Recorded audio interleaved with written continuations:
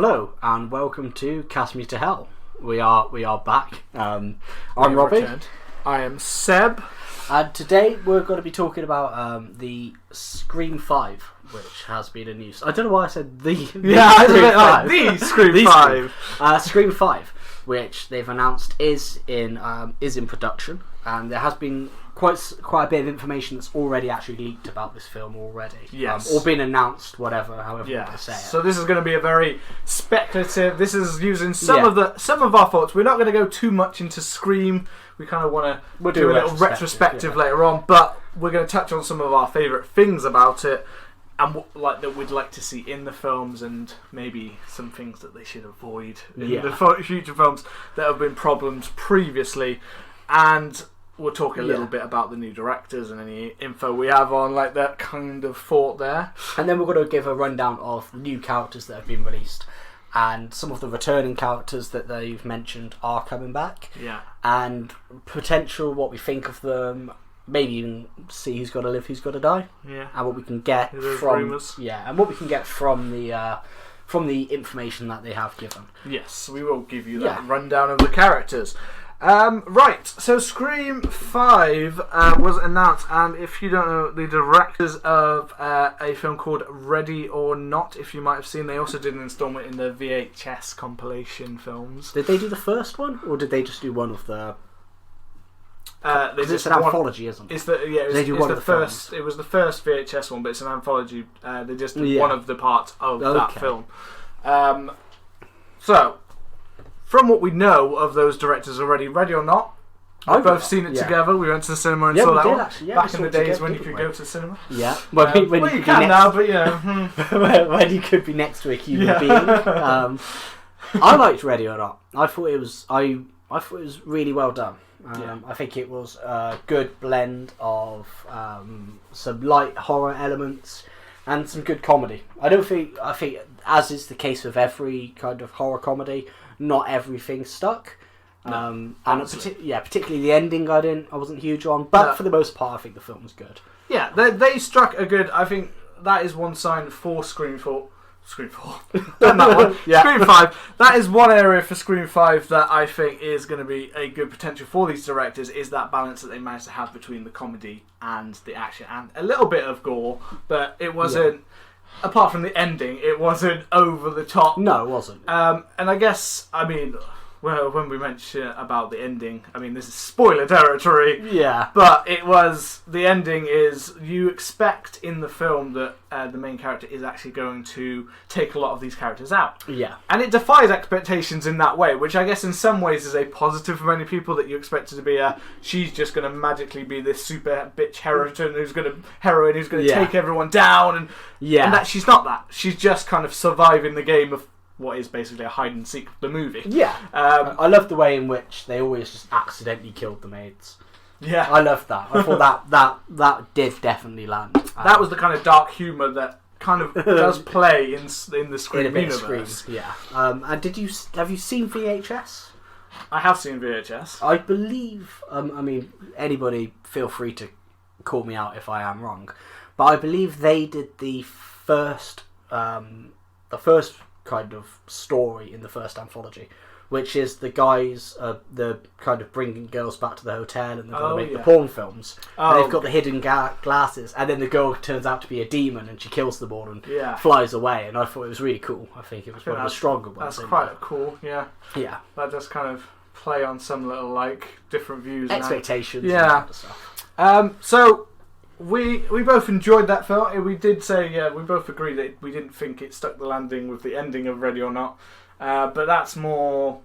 in a way, it turns out that supernatural cult is actually true. And boom, they're all exploding, which is okay, that's kind of that's kind of cool. It's cool. I think it was just that we went into the film thinking it looked very much like she's a Ripley. She's a survivor. She's a Sidney Prescott. She's kicking ass and she's taking them against down. the odds. She's got to kill him. It looked to me like it was going to be another Ready or Not. No, this is Ready or Not. It was going to be another You're Next. Yeah, where. Which I really liked as well. Very good, The big, the kind of twist in that without getting into too much spoiler territory, but you think the main protagonist in it is kind of helpless and isn't going to know anything, but then she turns out to be like a survivalist and to be trained in combat stuff. And the first time I watched it, I was like, okay, and then I watched it again, and I was like, actually, that's really cool. And she kind of,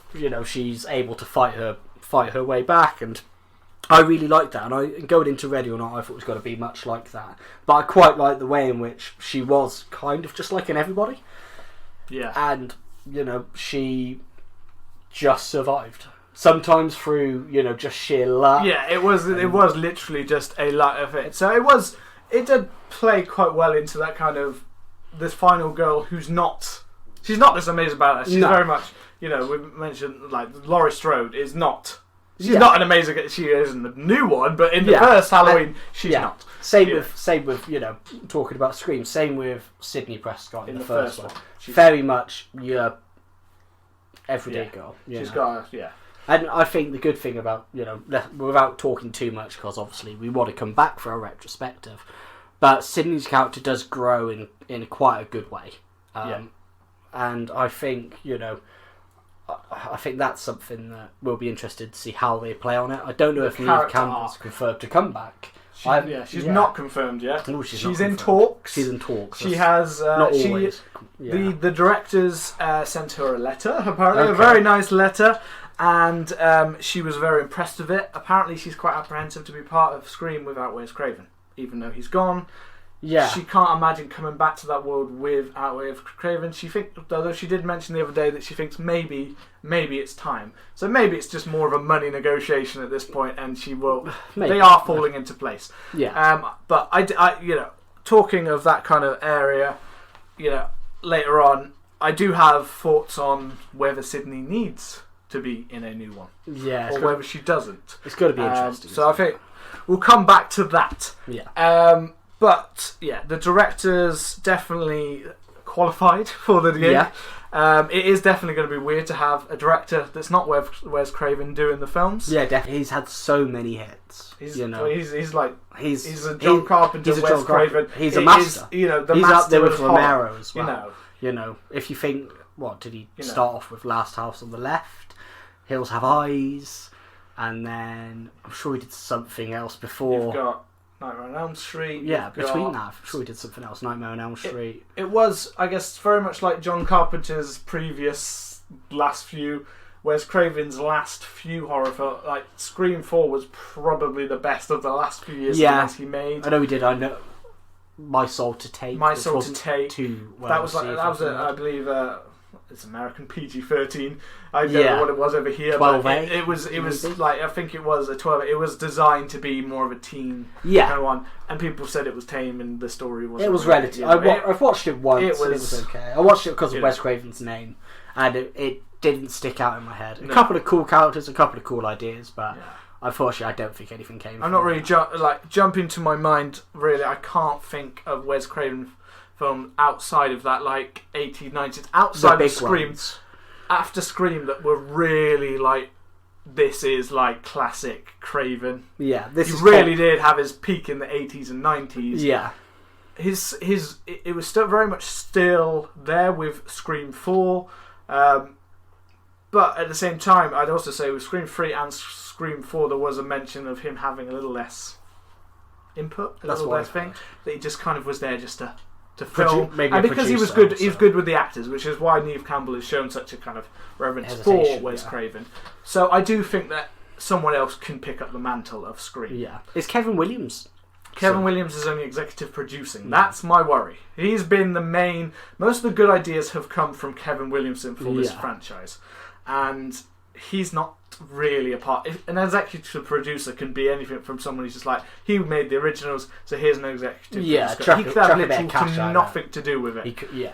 And in the reason the last two were a bit up and down at times, Scream 3 and Scream 4, purely was because Kevin Williamson... He was cut out of the third one because he had other commitments. He was doing Dawson's Creek. You love that shit. Always a favourite. Always a favourite. And Scream 4, he couldn't come back to. They decided to do reshoots, and he couldn't be part of that. Yeah. And that is where a couple of little problems. Most of the time, they said that most of the little problems normally do come back to the writer of the last one, which was Aaron Kruger, who did Scream 3, and then he did the rewrite parts for Scream 4, and some of those inconsistencies have very much been put on him. It's not confirmed for certain. No, fair play to him. Yeah, we don't want to shit on anybody. None of those are direct apart. Neither of those two people who have had a hand in Scream are actually really part of the process of this. So it is brand new territory. Yeah. It could be a brand new feeling for a Scream film. The writers of this one, one of the writers is a writer of Ready or Not. Yeah. And the other writer is a writer called James Vanderbilt, who wrote films like Amazing Spider-Man 2. He's written many blockbusters, but he hasn't got. I gotta be honest, his track record's not amazing. He does some blockbusters and thing, but his horror track record's not. Was that not the guy who played Dawson in Dawson's Creek? That's James Vanderbeek. Oh, James Vanderbeek. James Vanderbeek is now writing. He's now writing Scream 5. Yeah. He's left the creek and he's now writing it. But. Yeah, so I don't know. We'll look at the character description and we will decide. What are you excited for? You know, why? I mean, because I have some I'm excited about a lot of stuff on this. I'm not so excited. You know, I'm excited to have a new slasher film coming out. Definitely. I mean, I think after the success of Halloween 2018, I think that's part of the reason this one's been kicked into action. I think a lot of these films, if done right and if done with the respect for the source material and not just, okay, how much fucking money can we make out of this? You know, if we respect the source material, if we get the original people on board, or we get somebody who shares their vision or their passion, we can have some really badass films. So, I mean, we've got Texas Chainsaw Massacre in the works. We've got we're waiting, praying on a Friday the 13th. Definitely, hopefully, good. But yes, Halloween had David Gordon Green was a very good filmmaker to come. No one would have expected that he would jump on a horror film. Yeah, but he also showed the standard that you should really expect from a horror film. If you've done well, a horror film can be a masterpiece, not just a passable piece of not just this is not just schlocky kills and bad acting. Throw in some things, CGI blood splatter, good budget, good tension, good filmmaking, good acting. So we've kind of got a bit into not excited, but as we're mentioning it, that is one thing I'm worried about. This Scream film seems to have been come out of nowhere really quickly, and they've said it's coming out next year. Now that probably isn't happening anymore. I bet it'll probably be knocked to the next year. But still, I am apprehensive that this seems to have just been thrown together quite quickly because it came from a merger.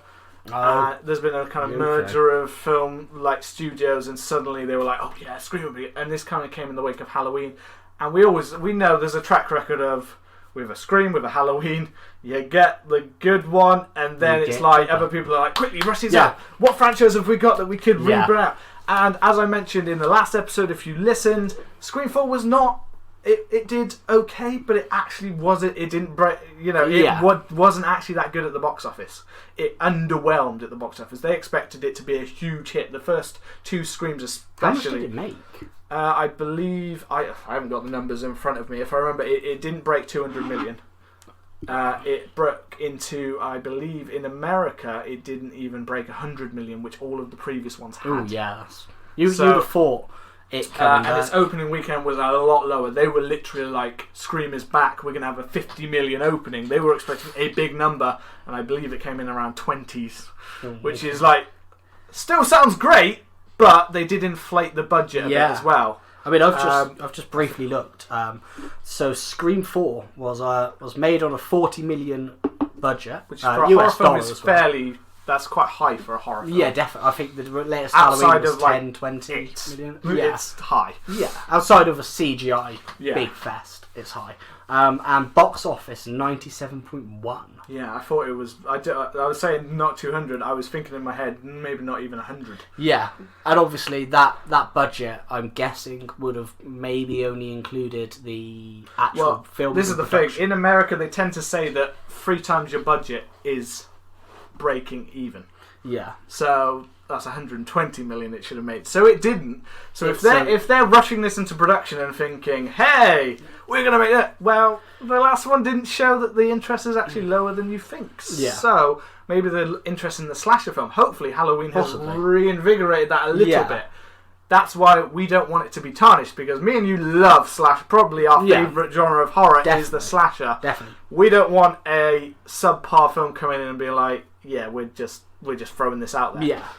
I am hoping, so I am excited. Yeah, let's not have a pity party. Let's not have a pity party. Let's not have that. Because we are getting a new Scream, and I am excited that we are coming back to the slasher genre, that we will have a brand new, we'll get that same first reaction. Again, we talked about the first reaction. To sit there, we saw Scream 4. We did. We saw Scream 4. We just remember it. Simultaneous memory. And sitting there, and I remember us discussing who's going to be the killer, who is it going to be, and I cannot wait for that. No, I whether love it's that. bad or good, like even like Scream 3, not amazing, but I still couldn't wait to find out who the killer was. I still want to know. Still, that's probably the most disappointing reveal of all the films. But I am excited, and I can't wait for once the more details come out to start going, who do you think it is? Who's the killer? Yeah. I'm very glad on that casting film we talk about later. It doesn't say they will be the killer. They will be, yeah. That would be a real kick in the butt. I would think that is probably like our punishment for searching online and finding out. But that's it. I think another thing that I really like that the Scream films do is they do a good level of gore and they do a good level of on-screen kills.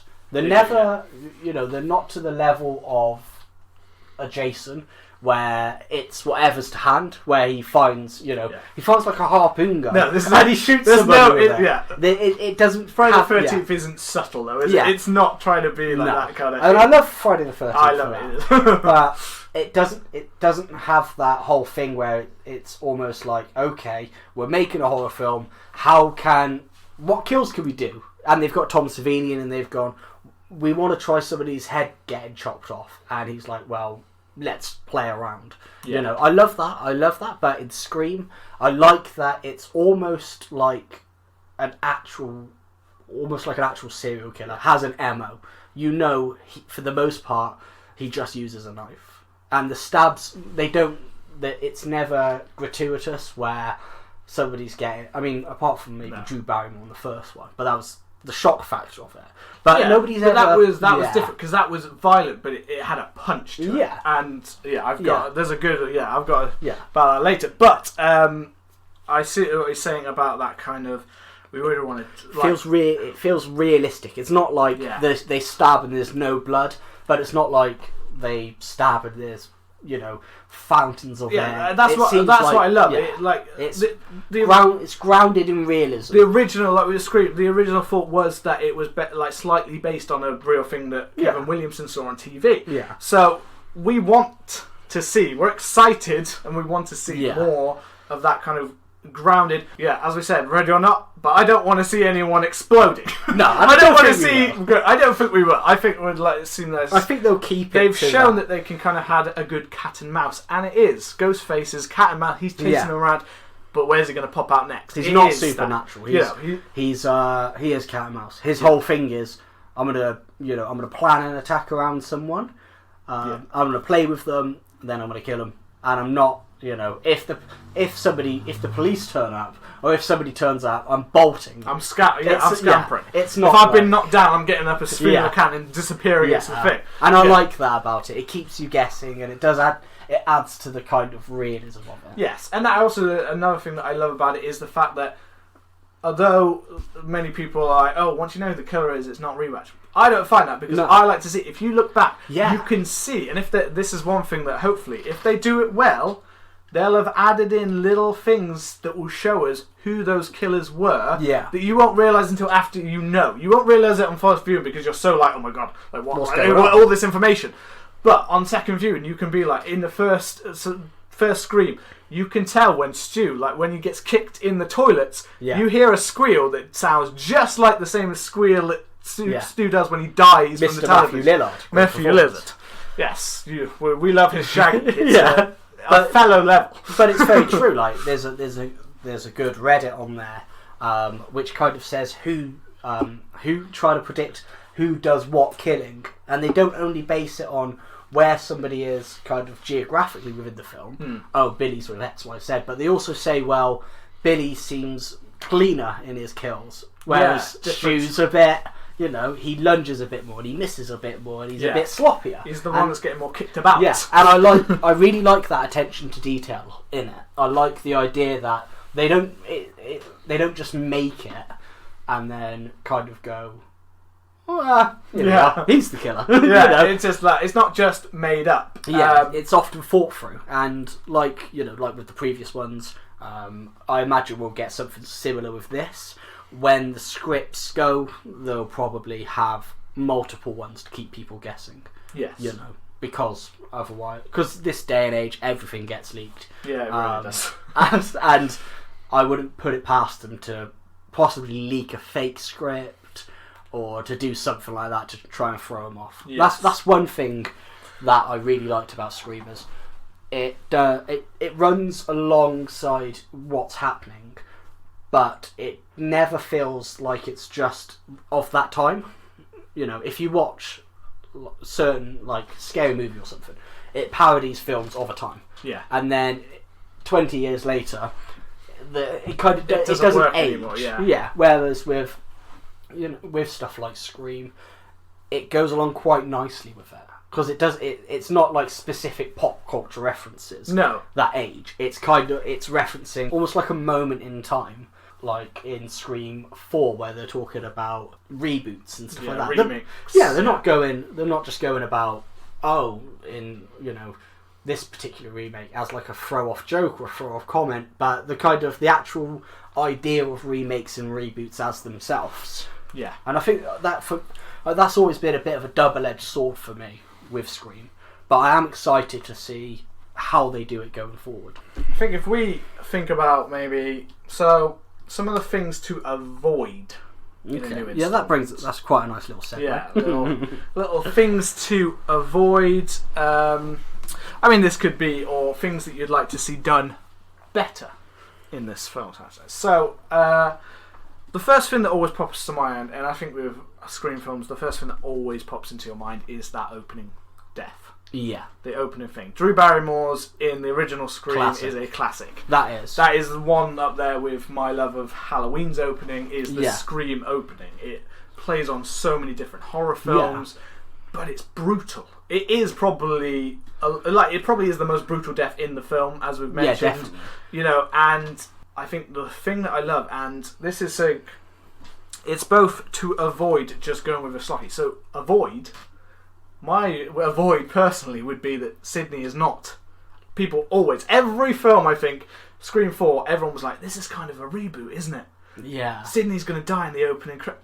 I don't think killing a character who has shown she is a massive badass and can kick down half of these lot, she's beaten most of this lot, to just kill her in an opening credit I think is a disservice to her character. And it's definitely something, although I understand why it might be like, this is new. Yeah. This is a shocker.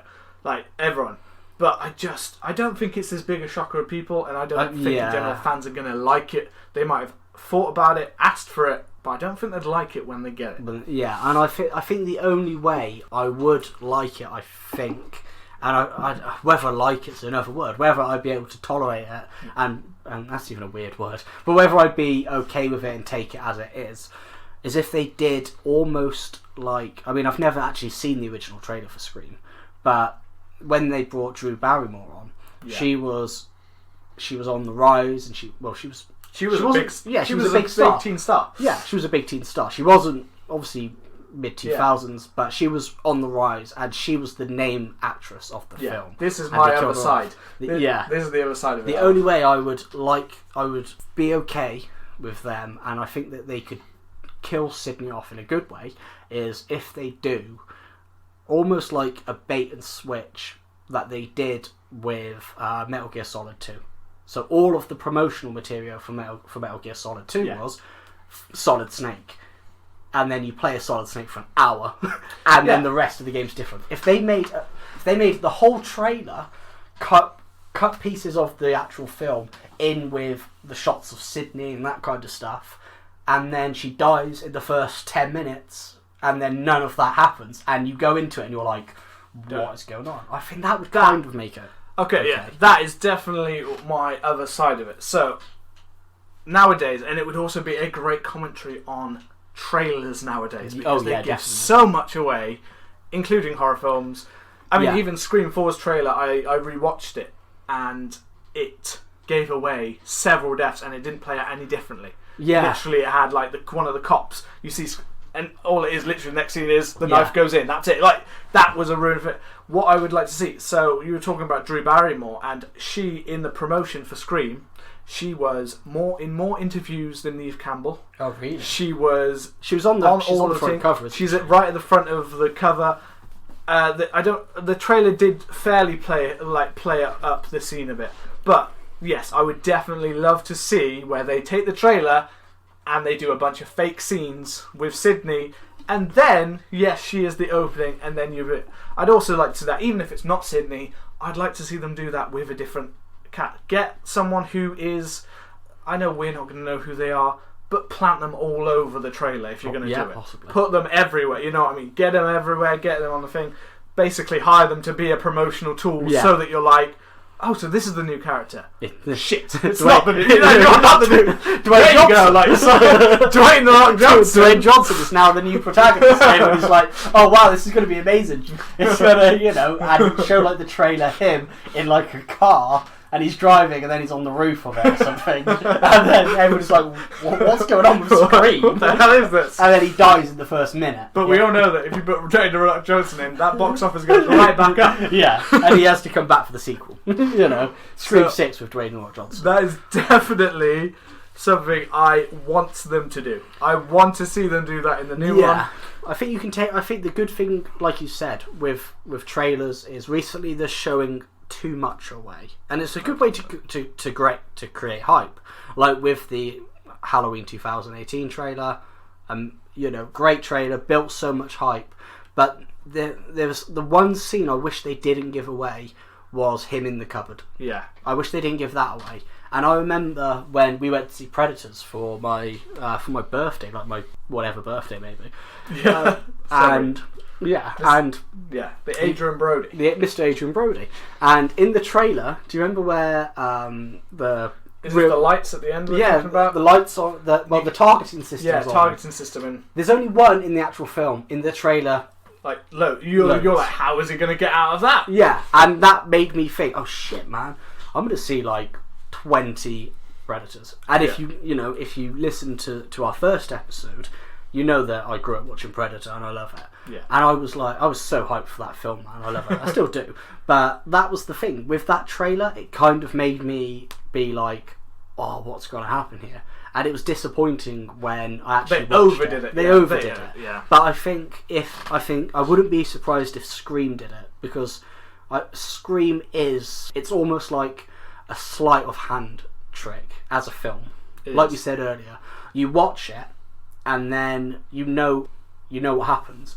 So then you watch it again and you try and figure out how it's done.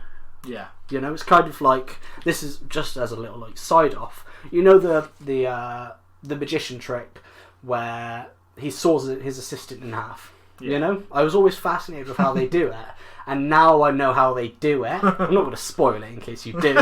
You've got to figure that out. For all the children. For all the children. But it's that kind of thing. I find out who the killers are. I watch it back and I see where are those clues. Where's that subtlety? Yeah. So with the trailer, I think they have potential to play around. Because the whole idea of Scream is mystery, it's intrigue. You don't know who the killer is. That's Halloween, you know it's Michael Myers. Jason, Friday the 13th, you know it's Jason. You know who the killer is. With Scream, it's different. You want to know who, and you want to know the motivations. Yeah. And I think playing around with the trailer is something for that. Definitely. Yeah. I mean, Scream 4 kind of did it. But it was in a different way, because everyone kind of thought that Scream 4 might be the reboot of a new franchise. That's what we thought. And we thought that Jill was going to be... They played it, and they played it very well in the whole film. Yeah, they did. That Jill is the new Sydney, to the point where I remember even being like, even though, in my head, I'm thinking about everybody. I'm thinking, it's probably her, Yeah. But by the time we got to the final reveal, I remember being quite like, shit, yeah, no, actually, I was like, I like that. I was like, I like that. And even with Jill, just to mention her character, I remember thinking, but is the actress going to pull this off? Like, is the real, it didn't seem like it. But there's that self-mutilation film scene in that where and that is like, sold it completely. That's when you're kind of like, oh, you've defied our expectations. Yeah, and I think they had some good characters in that as well. You had Robbie, who was the guy with the long hair, tech guy, who was the other killer, and then you had the tech guy who was his mate. Robbie's the tech Robbie guy. the tech guy. Charlie's the killer. Guy. Yeah. Sorry, I was Kieran Culkin, who was actually really good. He was really the better good. of the Culkin boys. The Culkin boys, very good. Yeah. Hayden Panettiere, people love everyone wants Kirby. Loads of people want she Kirby. Was a really good character. She was, and I think she's a really good, talented actress. Yeah. And I think it was too bad that she was gone so soon. Although they never confirmed, but they left it open. She was bleeding out quite a lot. Yeah, I think that they did have some really interesting characters. It wasn't a slasher film where it's this is the jock and this is what he does. Yeah. This is the nerd. This is what she does. The characters felt a bit fleshed out, and you kind of had a bit of a reason to care for them. I really liked the two characters from the Internet Club, and from the horror film club, film club. It reminded me a little bit of me and you back when we were their age, Although we would never be. Actually, we don't have a podcast. They were all enjoying it. I was gonna say. No, we've sunk to their level. Cast, the way it worked, it felt like classic Scream, and I will say that I would almost say that it defied the idea of what a reboot could be, but it was also a little bit more dark and gritty. Yeah. Which is almost I guess the thing is, though, they've already played on remakes and reboots. So where did they go with this? Scream 5, where do you... because if you're thinking about a Halloween kind of scenario, Scream 4 did some of that stuff. It did some of that thing, and this isn't Michael Myers returning. It's not one person chasing. It's always different killers. Yeah. So you can't have that big... Here's like Sydney, here she is, hold up, ready to kill. You can't have that. And that's, for me, that's where I think this film is either going to do something fresh and new, or I think it's got to be a bit of a dud. I think it's really straddles. It's at risk of. It needs to. This is one of the things to avoid is just covering the same ground. Yeah, that's what my concern is, because we've got the character list, which we'll read shortly. But hearing some of the returning characters, it makes me think: are they just going to do Scream 4 updated and tweaked a little bit with the whole idea of, I think they need to avoid just chatting about, like, Scream 4 did a fine job of talking about remakes. I mean, that scene where Kirby lists, when he asks the question, list of which classic horror icon was remade in it, and she lists off about 20 odd films is just a fantastic scene. And I just think that they need to really think about it more from a Scream 1 perspective, because although Scream 1 is meta, it's not over the top, and Scream 4 was quite that was my problem with it. I liked it, but it gets too meta sometimes, and that's why I said it being so aware and it being so kind of meta is the double-edged sword. Yeah. One at part, Scream 1, fantastic. Scream 2, it was it was good. Scream 3, for me, just to briefly summarise, felt a bit as if it was dipping its toes in a bit too much. I like the idea, the remake of it. It was goofy. Its thing to avoid is some of the areas and that is goofy. But overall, I think the idea that it's being placed on a film version of Scream 1. Let's not have the stab. Yeah, that for me... I think it's been played out. Yeah, for me, the opening of Scream 4, whether it's the two girls talking about Scream, in the film, and then you're actually in the film. Yeah, that for me was like too much. I liked the idea of Jill being like, well, she's doing a reboot herself, you know, and she's the celebrity now. She's the celebrity, and the whole idea that it was, her boyfriend and his friend who did it, and I like the really referencing back to the first one. I like that, but my problem is that this is just going to be the same. Is that it's either going to be the boyfriend and his friend who are doing it, but they're doing it because it's coming up to the anniversary of the first one, or they want to reboot it, or it's got to be, the woman's trying to be the sole survivor and recreate. That is my concern. I will say that as much as I love the Scream franchise, I am struggling to think of now. Scream 4, there was mentions of actually the fact that was meant to begin a trilogy in which it actually got flipped on the head. And in the sequel, it was believed that Kevin Williamson's idea was that people would actually turn around and go, "Wait, where's the proof that Jill did that would actually be based on a court case where they had to prove themselves to take it into a slightly different way, and the murders would be based around that." And I'm not saying that's reinventing the wheel, but what I do like is the idea that one Scream chapter is properly directly following on from the previous one and the repercussions of that. Now, if you're going to have the 3 original characters, I'd like to see their lives have changed quite a bit, maybe, or their lives has changed around. Well, I'm assuming that Scream 4 is canon, and they're not doing a retcon or anything like that. No. So it'll be okay. So it'll be interesting to see how Scream 4 has affected them. Should we talk about the new characters whilst we're talking about the old characters? We have confirmation that Courtney Cox is back as everyone's favourite weather woman, Gail Weathers. Hopefully she won't have that like ridiculous Scream 3 what even it like Fringe whatever it was. So hopefully she won't have that. We've got Mr. David Arquette coming back as coming back as Dewey. And I've always loved Dewey's character. I do love. I really like his character. I really like Gail Weathers as well. I do. Like we said earlier, we don't have Neve Campbell. On Neve Campbell. We don't have confirmation. I did think about those two characters, and if we're returning to Woodsboro, which has also been confirmed, which I'm really interested about. Yeah. I like the idea because you forget that 2 and 3 didn't take place, so only 1 and 4 take place in Woodsboro. So I'd like to see more of Woodsboro. Well, for me, Woodsboro is nondescript. It could, the beautiful thing about it is if you look at anything like any Stephen King films or books, they'll always take place around Maine or a coastal town or something like that. Yeah. The good thing, or Friday the 13th, always takes place around this area.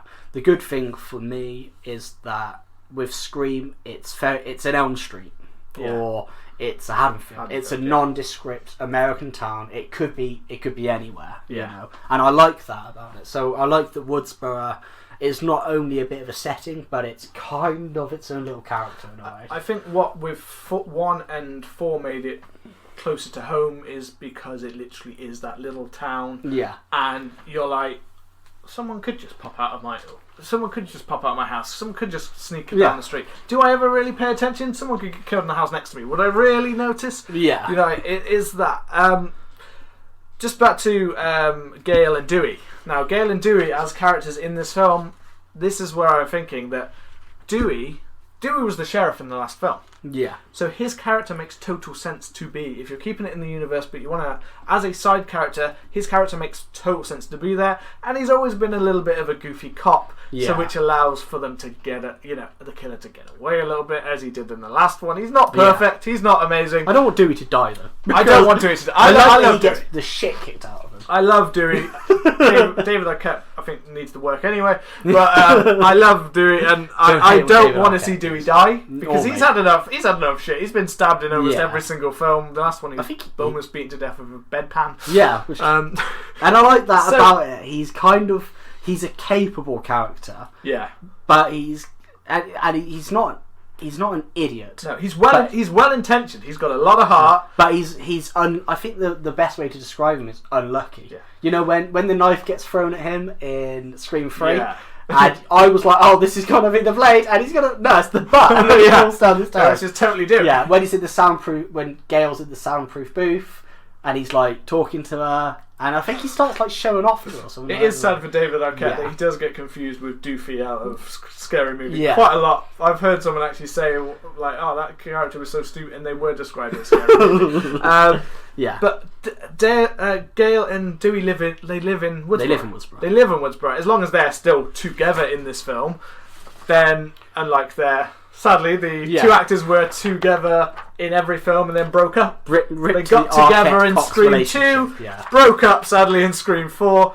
So we'll see whether they're still together in the script. I'd like to hope they are, because we built that for quite a long time. That was a big part of the other earlier films. Yeah. But they both make sense to be there. Gail can't keep her nose out of anything that happens in a small town. And I like the idea that is the sheriff. Yeah, I like the idea that she'd had her time in the limelight as this big journalist. And then in the fourth one, she's back kind of on the dip. She's on the decline. I like that. That works. We don't know if the last one may have rose her back up to possibly, fame. And then the dip again. Maybe. No, or maybe she's back to just being a newswoman. It'd be really interesting to just see her like she was in the first one, just kind of coming into scenes, not being the main focus of a lot of scenes. And it'll be interesting to see if in 10 times if we make fun of what she's wearing, because it's either in 3 or 2. But she wears really bright suits.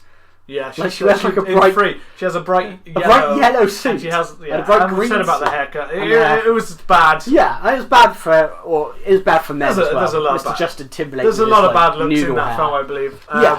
But that's where Sydney doesn't make sense to be back in Woodsboro. Why would you come back? She didn't want to cut. She didn't want to even come back in Scream 4. It was the book tour. Book tour, yeah. It was a fine reason for her to come back.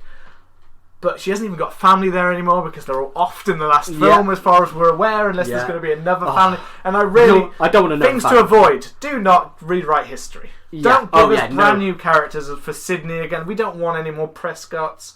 Yeah, I mean, unless you're going to bring back a dad, maybe a dad. But did the dad died. Did he die in the first? I think Scream 3. They killed him, didn't they?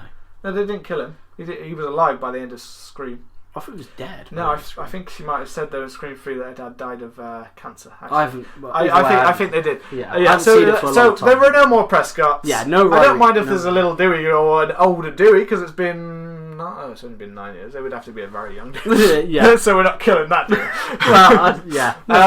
But yeah, I don't see a reason. So I guess that does leave us, if Neve Campbell coming back, an opening scene would make more sense than.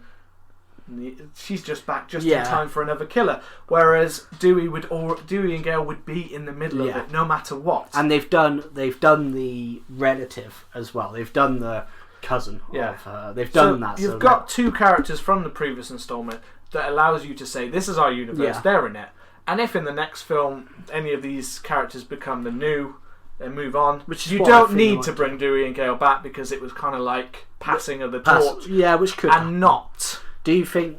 But do you reckon they'll have full parts, or do you reckon they'll just be cameos, or what? If they've signed back on in the way they were talking in the thing, I do think they've got a more. This is Scream though, man. So I don't know.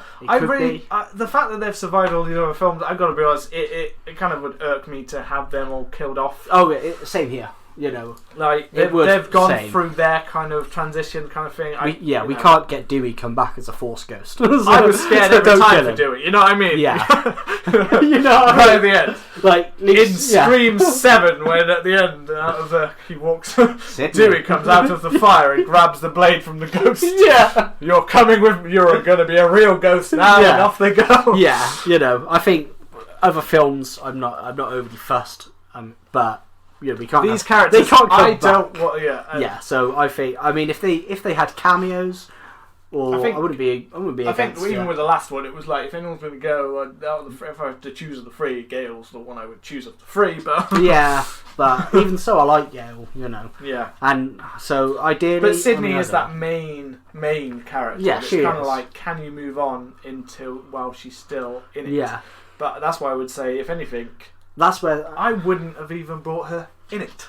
I don't know. I don't know if she needs to be in it. It seems weird to do a Scream film without her. I know it's like that's what I mean.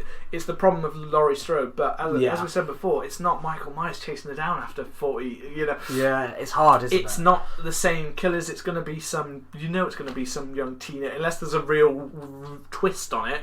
And I really, do not have Sydney or Dewey, or if Dewey pulls out that scum, I'm just walking out. Yeah, add that to the please avoid list. Yes. I don't want them the original. Do not. That's just part of. To me, that's rewriting history by making them in any form. Because why? If they think that that's a clever twist, then please don't. Just don't. Please don't. That's goofy plotting, and that is as bad as. Just to mention with the characters, we said we mentioned rumours. There is that little rumour again that comes again with every horror one. Is Matthew Lillard coming back as Stu, and that he will be part of this, and he's actually back and he's released from prison, and that will be a main part of this story. I call bullshit on that. So do I. I've seen that rumour online already though, but I think that was fueled more by Matthew Lillard saying he'd like to return to the franchise. Yeah. I mean, that wouldn't be as bad a twist as Dewey, Gale or Sydney being a killer. If he had a cameo in it, had a reason to be. Yeah, if he had a cameo. I'd even be interested if they say he's still alive and then they actually visit him in prison for some reason and there's a link there, that's fine. But him coming out and being the killer and then them coming out with some bollocks like, I orchestrated everything. Yeah. Even though he was probably the goofiest of all of the killers. He was the worst of all. Like, he wasn't the worst killer because that goes to Roman from Scream 3. But he was the that was rewriting history in a bad way. Oh, that was awful. But his idea was... Billy was the mastermind. Billy was the mastermind. Stu was just a stupid... Stu was just somebody who got easily talked into it. Why would he be crying at the end of Scream 1 where he's like, I'm getting woozy, man. And he's like, don't tell my parents. And then, oh, no, I was actually behind it all. Let's talk about... So, let's go into these character descriptions. So, we got the descriptions of the new Scream 5 characters from horrormoviezone.org. Big shout out to you guys, hold tight. So, the first character is Sarah. 24 years old. Sarah is smart and caring. She left her hometown as soon as she turned 18.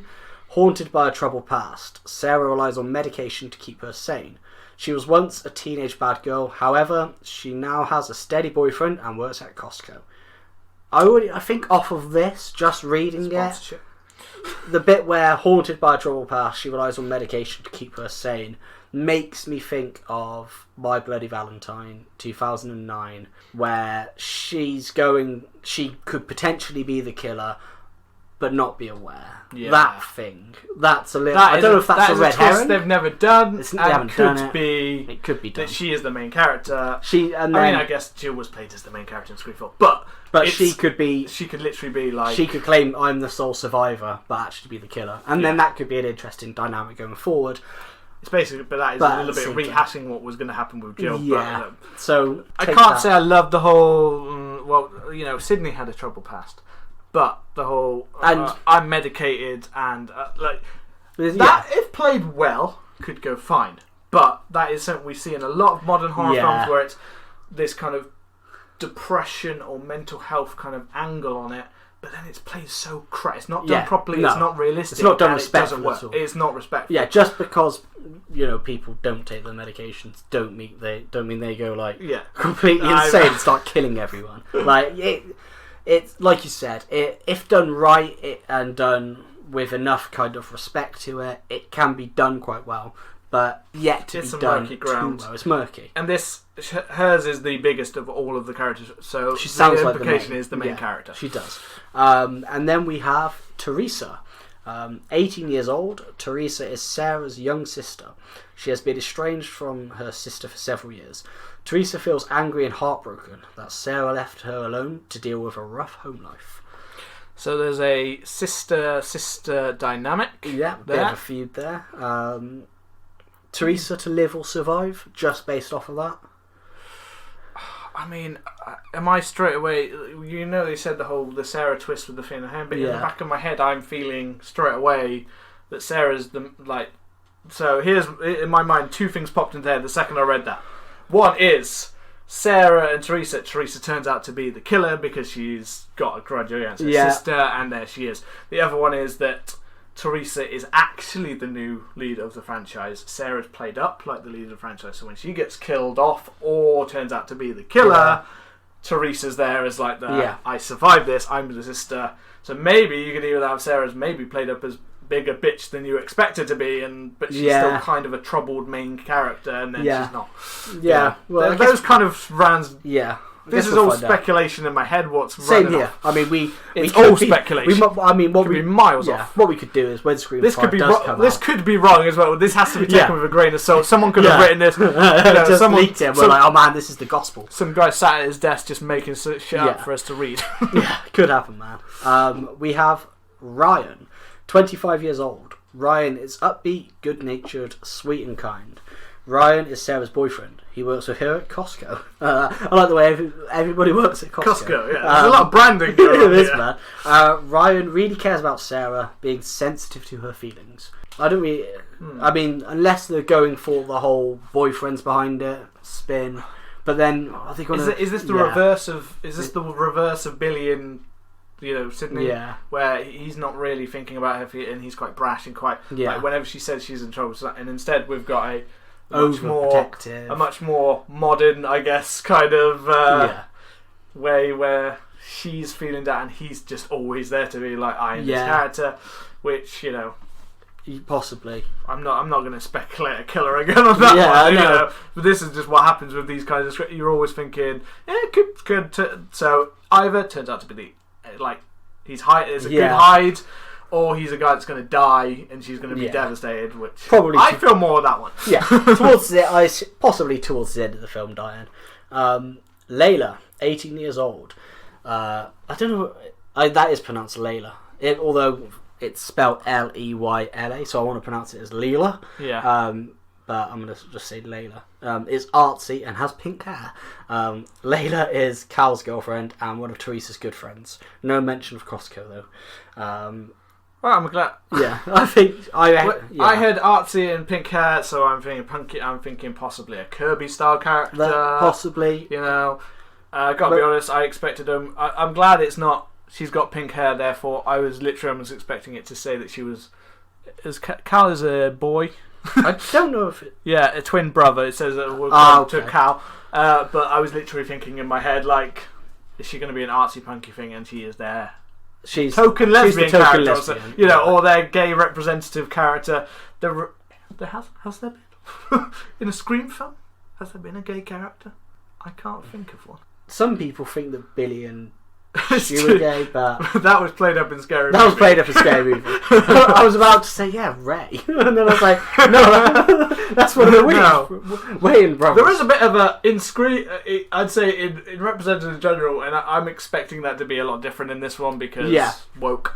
Plus, but I think it should be, but Scream 2 was a good representation of having like a lot of represented black characters, but and Scream 3 kind of threw that in its face because it made the most one token black guy who says the most stereotypical rubbish crap out of his mouth. I always thought it was Chris Rock when I was growing up for some reason. I don't know why. I can say he does kind of go with Chris. He is doing that, but that's what I mean. It's like as if someone watched Chris Rock and went, "Oh, that's the kind of way. That's the way every black guy talked." It was just a caricature, wasn't it? It was, and that's what it was. And that was a lot of Scream 3.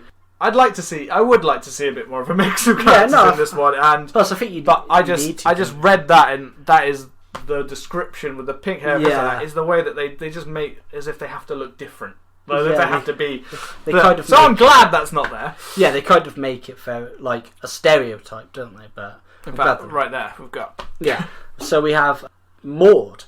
You're not surviving a horror movie with a name like Maud, 18 years old. And then there was Maud. Hispanic. Maud is confident and outspoken. Maud is Cal's twin sister. She's known for saying it as it is. Feisty character. Feisty character.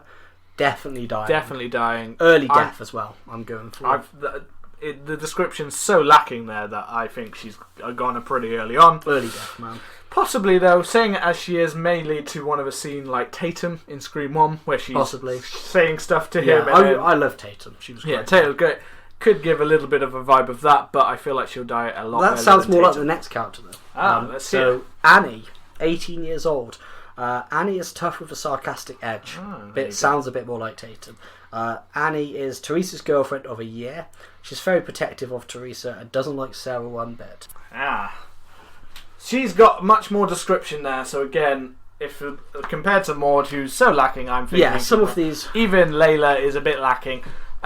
So that makes me think she will stick around, but I definitely, if she's sticking up for the main character, she's almost certainly a goner. Olivia in Scream 4, who was, although she wasn't in it for a long time, she was quite protective of Jill. Is that the one who in the house? Yeah, it was a great death. Third character died. That one was what I wanted. That was in the trailer as well. That one was given away in the trailer. That was a great death. Yeah, that was a great. He's in the closet. You think he's in the other closet. And it actually played it off where you didn't. Oh shit! I didn't think of that actually. Yeah. And then done well, man. The guts on the bed. That was probably the most violent scene that they've had in the Scream. I was sat there like. I'm gonna have to watch. I watched Scream 4 about a year ago, 18 months ago. I'm gonna have to watch it again, man. Next one. Will, 17 years old. Will is a good student and doesn't like getting into trouble. Will is one of Teresa's good friends. Yet again, not much description. It's a good student and doesn't like getting into trouble. Yeah, that doesn't scream. I'm not even getting there. Yeah, it screams an early death. I haven't really got a Randy vibe. You know, Charlie and Robbie. Well, maybe Randy, they're staying away from. I think it's been done. Yeah, maybe that's what I mean. That's what I'm quite. This might be good that they are avoiding. Yeah, but then that maybe leads it more towards the whole reboot idea. Yeah, because maybe we have somebody who's relatively similar to Sydney in Sarah, and we have Ryan, which is obviously the boyfriend. But then a lot of the characters kind of don't seem as if they can draw too much to the rest of the other characters. No. And I'm glad that we don't have. I mean, I love Randy as a character, amazing. But I don't think we need. Randy. We don't need another one.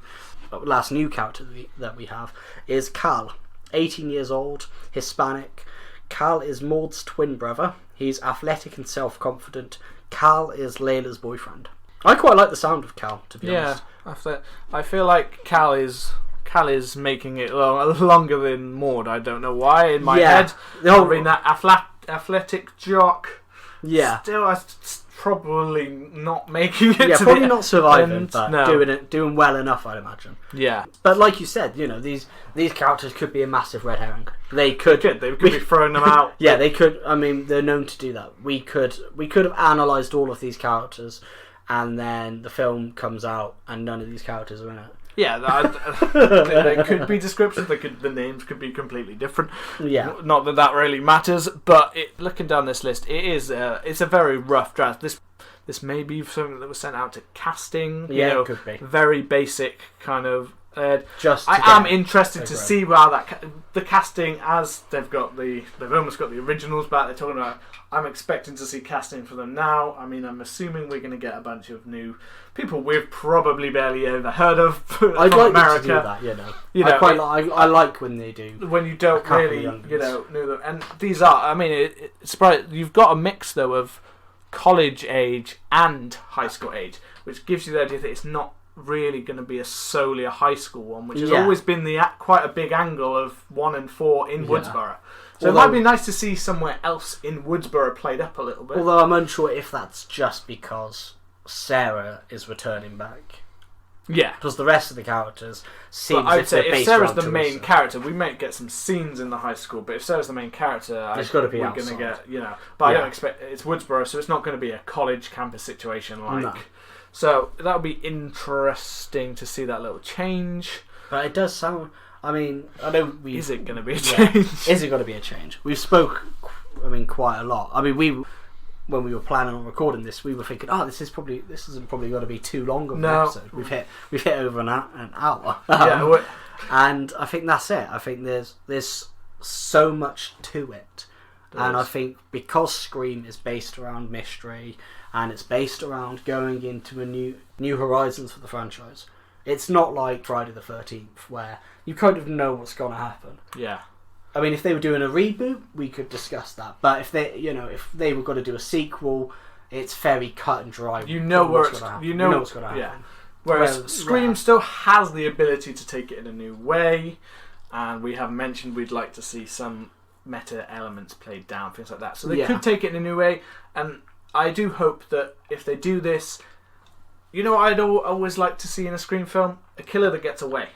Yeah, that'd be good. Where maybe you find out who one killer is, but then it's implied there was another killer. Yeah. You know, the killer that gets... And it's like, who the frick... we don't know. As long as they who play that into a sequel. You know as long as they do that in the first. The first one, yeah. They don't go in the next one and do that kind of rewriting bit. Yeah. They go it's literally implied that they still don't know who the killer is. Yeah. So there's more. Which gives it a reason to have a sequel. Yeah. But, you know... I'm saying that, and then I'd be very disappointed if then the movie doesn't make enough money to get that. But then it's at least it's something new for the franchise where it's like, there was one where you didn't get the killer. Now, like an open book, you're like, for years you'll be debating, who was it? Who was it of the surviving characters could have been? Yeah, I mean, I like that. I think that would be a good. It would be refreshing to see it at the end of a film, to see a little bit of or maybe that they get one. Yeah, and it's not like right then they're like, oh, there must have been. It literally is after like that couldn't have been him because he's at this place.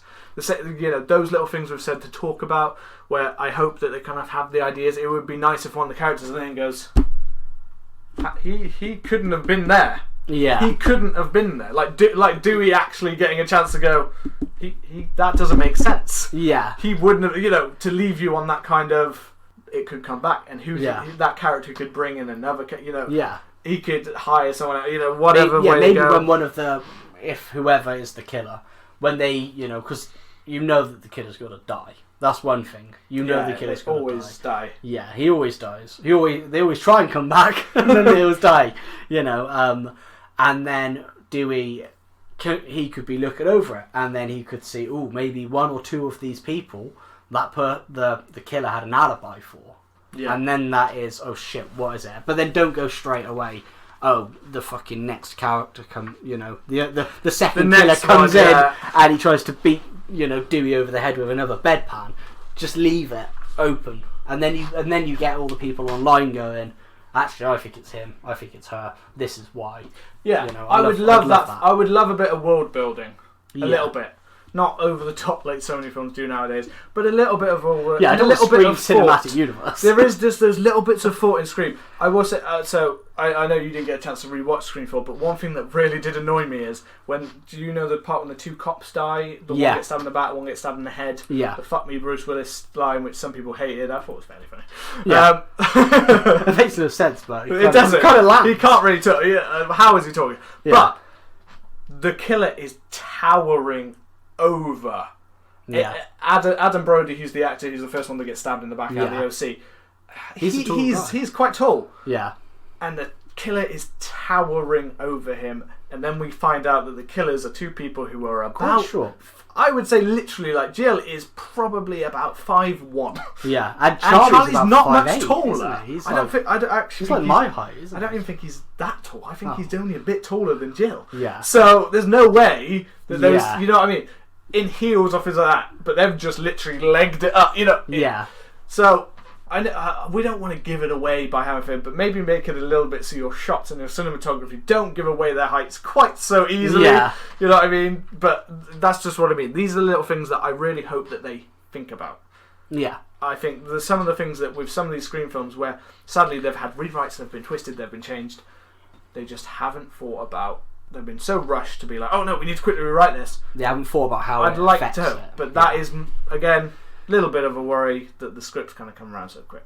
Possibly. So, I'm very excited about all of this. We have had to do... it is all speculation. And we may come back to this when we get a lot more information. Yeah, we might do. We'll probably wait until we get more... Although, I will say, we don't want too many spoilers. We've done this, so when we watch it, we will definitely come back and say, look back, what did we think of those characters? If these characters even exist! I mean, this could all be a red herring. But we hope not. If anyone is out there listening and you listen to our character descriptions... What do you think? Yeah. Tell us if you think someone sounds like a killer, if you think it's going to be a rip-off of the previous Scream films, if you're worried about the new Scream film, or if you think there might be something the directors have done previously that really might give you an idea of how good or bad it's going to be. Yeah. We're on Twitter at CMTH Podcast. Let us know what you think. And we will see you again.